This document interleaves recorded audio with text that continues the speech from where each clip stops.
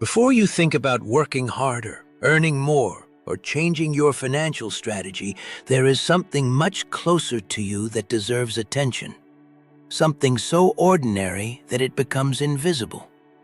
It is the place where you prepare your food, where your daily life begins and ends, where your routines repeat without question.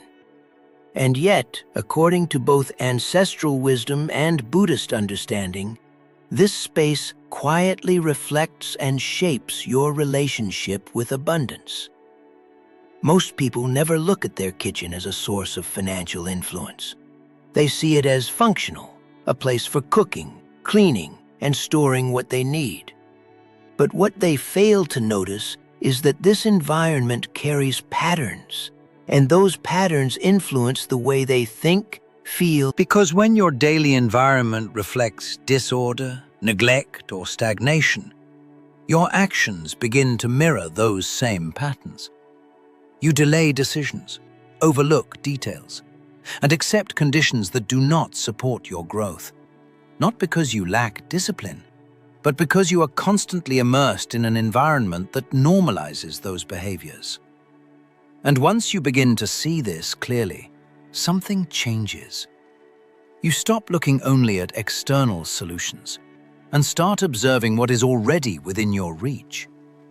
Because sometimes, the first step toward prosperity is not earning more. It is removing what is quietly holding you back. If you begin to observe more carefully, you will notice that the kitchen is not just a place where food is prepared, but a space where transformation happens constantly. Raw ingredients become nourishment, effort becomes sustenance, and simple actions become part of your daily survival. In Buddhist philosophy, this process is not seen as ordinary, but as deeply symbolic, because it reflects how you transform what you receive from life into something that sustains you. This is why the kitchen has always been considered a central space in many traditions. It is where care becomes visible. It is where attention, or the lack of it, directly affects what you consume and how you feel. And because of that, it becomes a place that subtly influences your relationship with abundance. Not because of superstition, but because of repetition.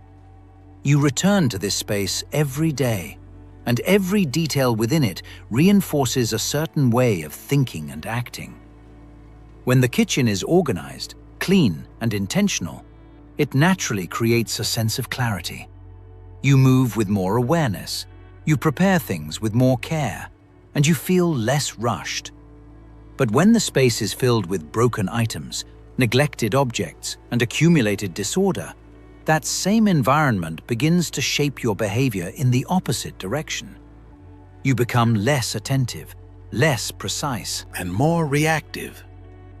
In Buddhism, the concept of mindfulness is not limited to meditation or quiet moments. It extends to how you wash a dish, how you prepare a meal, how you organize the space where your life unfolds. Because every repeated action either strengthens awareness or reinforces unconsciousness. And over time, this makes a difference. A kitchen that reflects care encourages discipline without force. A kitchen that reflects neglect reinforces inconsistency without you noticing. And since this is a space you interact with daily, its influence becomes continuous, shaping not only how you manage your home, but how you approach other areas of your life, including money. This is why prosperity is not only about external gain. It is about internal order expressed through your environment. Because when your space supports clarity, your mind becomes clearer. When your actions become more intentional, your decisions improve. And when your decisions improve, your financial life begins to shift, not suddenly, but consistently. The kitchen, in this sense, becomes more than a functional space. It becomes a mirror, and what it reflects, you eventually live. There is something many people keep in their kitchen that seems harmless, almost insignificant, something they continue using out of habit or convenience without ever questioning its deeper impact. A chipped plate, a cracked cup, a bowl with a small fracture that still works. And because it still functions, it is allowed to remain, quietly becoming part of everyday life. But in Buddhist philosophy, what you repeatedly accept shapes your perception of what you deserve. When you eat, drink, and nourish your body using objects that are damaged, incomplete, or broken, you are reinforcing a subtle message within your mind. You are normalizing imperfection in a way that goes beyond practicality. You are telling yourself, without words, that what is flawed is still acceptable. That what is incomplete is still enough. And over time, this becomes a pattern. It is not about the object itself, but about what it represents in your daily experience. Because every time you use something that is broken, you are interacting with that idea again. You are reinforcing a standard that slowly extends into other areas of your life, including how you accept conditions, opportunities, and even financial situations. In Buddhism, repetition is what creates identity, not through large, dramatic actions, but through small, consistent behaviors that shape how you see yourself and the world around you. And when your environment reflects damage and neglect, your perception begins to align with that same quality. You may not consciously think you deserve less, but your behavior begins to reflect it. You tolerate situations that are not ideal. You delay improving things that matter. You accept conditions that you would have questioned before. And this is how scarcity quietly enters. Not through lack of effort, but through lowered standards that become invisible over time. The deeper issue is not the broken object, but the meaning behind keeping it. Because when you hold on to what is damaged, you are resisting renewal. You are choosing familiarity over improvement, even when improvement is possible. And this resistance creates a subtle stagnation, where nothing fully evolves because the old is never released. This is why one of the first steps toward changing your environment is letting go of what no longer reflects the life you want to build. Not as an act of waste, but as an act of clarity. Because when you begin to surround yourself with what is whole, functional, and intentional, your perception starts to shift. You begin to expect better, to act with more care, and to align your daily life with a different standard. And that shift, although simple, has consequences far beyond the kitchen. There is a type of disorder that does not look like disorder at first glance because it feels useful, even responsible. It is the habit of keeping things that might still serve a purpose, even when they are incomplete, mismatched, or no longer fully functional. Containers without lids, lids without containers.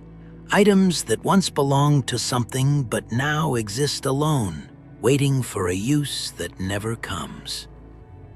And because each item seems small, harmless, and potentially useful, they accumulate. But in Buddhist philosophy, accumulation without purpose creates mental noise. It represents unfinished cycles, unresolved decisions, and a constant postponement of clarity. When you surround yourself with objects that do not complete their function, you are subtly reinforcing a pattern where things in your life also remain incomplete. And this is where the connection becomes deeper than it appears. Because your environment is not just something you see, it is something you process continuously. Every time you open a drawer and see disorganized, mismatched items, your mind registers that lack of resolution. It becomes accustomed to things not being finished, not being aligned, not being fully functional. Over time, this begins to reflect in your behavior. You start projects, but don't complete them. You make plans, but leave them halfway. You earn money, but it doesn't fully settle or organize itself in your life. There is always something slightly off, slightly unfinished, slightly unresolved. In Buddhism, clarity is what allows flow. When things are complete, aligned, and intentional, energy moves more easily. Decisions become simpler, actions become more direct, and outcomes become more stable. But when your environment is filled with incomplete elements, your mind mirrors that same fragmentation. The deeper issue is not the objects themselves, but what they represent. Because holding on to what is incomplete is often driven by hesitation, a reluctance to let go, A fear of needing something later, a belief that it might still be useful someday. And while this may feel practical, it creates a state of constant mental clutter.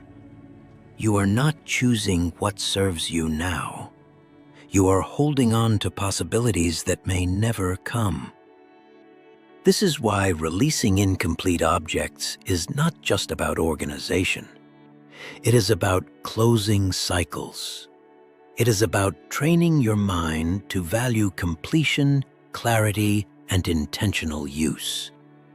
And once that becomes part of your environment, it begins to influence how you manage everything else, including your money. Because when your space closes, your life begins to align. And when your life aligns, your finances follow. There is a detail in your kitchen that most people ignore, not because it is hidden, but because they have learned to adapt to it. Tools that no longer work as they should, utensils that require extra effort, objects that should make life easier but instead create small, repeated frustrations. A knife that no longer cuts properly, a tool that forces you to struggle with something that should be simple, a daily inconvenience that you have normalized over time. And this normalization is where the problem begins. In Buddhist philosophy, the way you interact with your tools reflects the way you interact with your life. When something is meant to function clearly but becomes inefficient, it does not just slow you down physically, it begins to influence your mental state. Small frustrations accumulate, subtle tension builds, and over time, your actions become less precise, less intentional, and more reactive. This may seem insignificant at first, but repetition changes everything. When you constantly deal with tools that do not work properly, you begin to accept difficulty where there should be ease. You adjust, compensate, and continue, but in doing so, you are reinforcing a pattern of operating under friction. And that pattern does not stay in the kitchen. It extends into how you solve problems, how you make decisions, and how you handle challenges in your daily life. In Buddhism, clarity and precision are essential for right action. If your tools require unnecessary effort, your actions become less efficient. If your actions become less efficient, your decisions begin to carry that same lack of sharpness. And over time, this creates a subtle but powerful shift in your behavior. You hesitate more, you take longer to act, and you find it harder to separate what truly matters from what does not. The deeper issue is not the tool itself, but what you tolerate. Because when you accept dysfunction in small things, you are more likely to accept it in larger areas of your life. You delay fixing what needs attention, You adapt to what should be corrected, and you continue operating in conditions that do not support your growth. This is how stagnation becomes comfortable. Not because you choose it consciously, but because you stop questioning it. And this is why caring for your tools is not just about convenience. It is about restoring clarity. When your tools function properly, your actions become smoother, your mind becomes more focused, and your decisions become more direct. You remove unnecessary resistance, and in doing so, you create space for more efficient and intentional behavior. And once that shift begins, it affects everything. Because when your actions become sharper, your life follows the same direction. There is a detail in the kitchen that most people treat as purely practical, something that exists only for convenience, but rarely question its deeper impact. It is the place where everything that is no longer useful is collected, where waste accumulates, where what has already served its purpose is discarded. And while this may seem like a simple necessity of daily life, its position and presence in your environment carry a meaning that goes far beyond functionality. In Buddhist philosophy, What you place near what sustains you matters, because proximity creates association. When elements that represent waste, decay, or what is no longer valuable are constantly placed next to spaces of nourishment, preparation, and care, you create a subtle contradiction in your environment. You are mixing what gives life with what represents the end of use, and over time, this affects how you perceive both. This is where contamination begins, not physically, but psychologically. When your mind repeatedly sees nourishment and waste side by side, it begins to lose clarity about value. The distinction between what should be preserved and what should be discarded becomes less defined. And this lack of separation can slowly extend into how you manage other areas of your life, including money. You may begin to mix essential expenses with unnecessary ones, treat important decisions with the same attention as trivial ones, or allow financial habits to overlap in ways that create confusion. And just like in the physical space, this blending of categories weakens structure. In Buddhism, clarity is essential for balance. Each thing must have its place, its role, and its boundary. When those boundaries are not respected, disorder is not just external, it becomes internal. You begin to lose precision in your thinking, and without precision, it becomes difficult to maintain stability. The deeper issue is not the existence of waste, but how it is integrated into your environment. Because when what is no longer useful occupies a space too close to what sustains you, it begins to influence how you value both. You are not just discarding what you don't need. You are allowing it to remain present in a way that affects your perception. This is why the positioning of what you discard matters. It is not about eliminating something necessary, but about creating separation, respecting the difference between what nourishes your life and what has already fulfilled its role. And when that separation becomes clear, Your environment begins to reflect order instead of confusion. And once your environment reflects order, your decisions begin to follow. There is a part of the kitchen that almost everyone avoids looking at too closely. Not because it is hidden, but because it represents something uncomfortable. It is the back of the cabinet, the corner of the shelf, the place where things are stored and slowly forgotten. Packages that were opened but never finished, items that expired without being noticed. food that once had purpose, but now only occupies space. And yet, they remain. In Buddhist philosophy, holding on to what no longer has life creates stagnation. Because everything that exists has a cycle.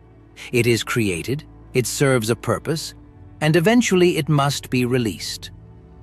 When that cycle is interrupted, when something that has already lost its function is kept beyond its time, it begins to represent attachment. Not a conscious attachment, but a subtle resistance to letting go. And this resistance affects more than your space. Every time you open a cabinet and see what is expired, forgotten, or no longer usable, your mind registers it. It may seem small, but repetition turns it into a pattern. You begin to normalize holding on to what no longer serves you, and over time, this extends beyond objects. You hold on to old habits, outdated ways of thinking, decisions that no longer make sense in your current life. In Buddhism, clarity requires release. If you keep what no longer has value, you reduce the space available for what does. And this is not only physical space, but mental and emotional space as well. When your environment is filled with remnants of the past, your mind remains partially anchored there, unable to fully engage with what is present. This is where stagnation becomes invisible. You may feel like nothing is moving forward, like opportunities are limited, like your efforts are not creating the results you expect. But the issue is not always the lack of new opportunities. Sometimes it is the accumulation of what was never cleared. The deeper issue is not the expired food itself, but what it represents. Because keeping what is no longer alive is a form of hesitation. It reflects a mindset that is not fully ready to release the past, even when that past no longer serves a purpose. And as long as that hesitation exists, growth becomes limited. This is why clearing what is expired is not just cleaning. It is a reset.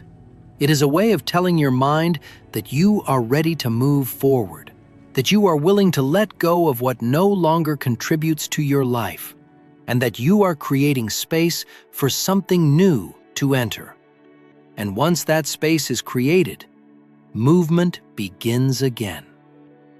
If there is one place in your kitchen that concentrates more meaning than all the others combined, it is the stove.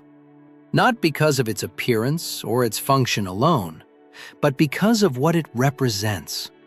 It is where transformation happens in its most visible form, where raw ingredients become nourishment, where effort turns into sustenance, and where the energy of your home is constantly being activated.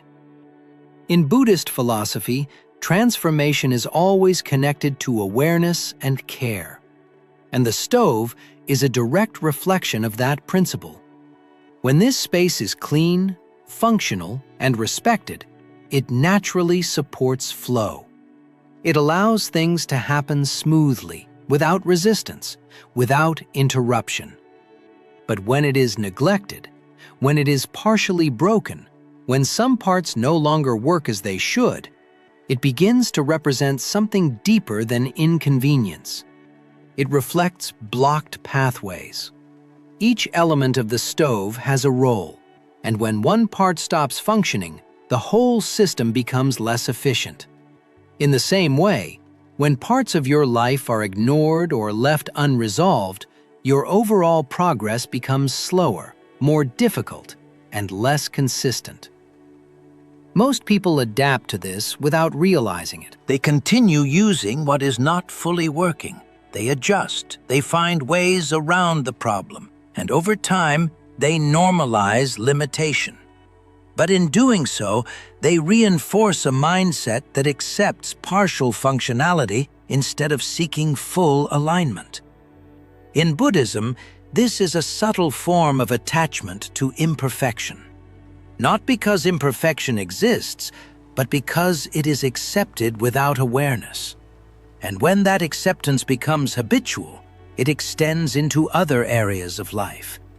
You begin to tolerate delays, inefficiencies, and obstacles that could have been addressed, and this affects how you move forward financially and personally.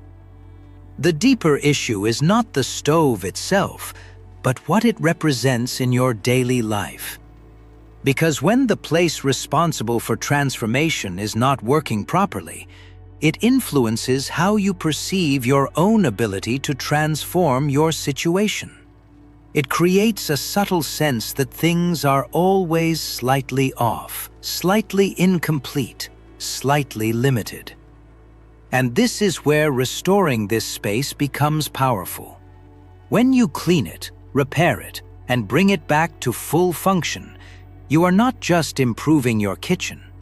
You are reinforcing a different standard. You are choosing clarity over neglect, flow over blockage, and intention over adaptation. This shift, although physical, carries a deeper effect. Because once your environment reflects functionality and care, your actions begin to align with that same quality. You move with more precision, make decisions with more confidence, and approach your life with a stronger sense of direction. And from that point forward, prosperity is no longer something abstract. It becomes something that can move, grow, and settle, because the conditions finally allow it.